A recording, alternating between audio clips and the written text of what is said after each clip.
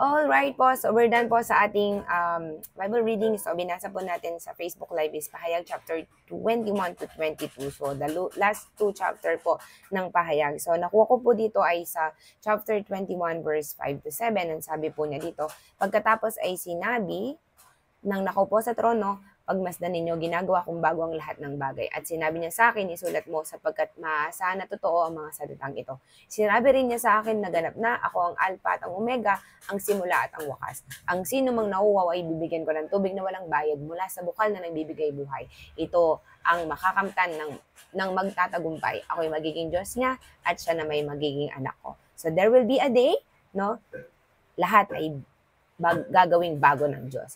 At makikita po natin dito na kung sino mang magtatagumpay, ibig sabihin, ito po ay takbuhin, no? Meron po tayong takbuhin, no? Ang buhay po natin is like a battle. So, kailangan po talaga na tayo patuloy na lumaban, no? Kasama ang Lord, syempre, sa pamamagitan ng kanyang biyaya at ng kanyang banal na dugo at sa kanyang pangalan. So, makita po natin na lahat ay magaganap, no?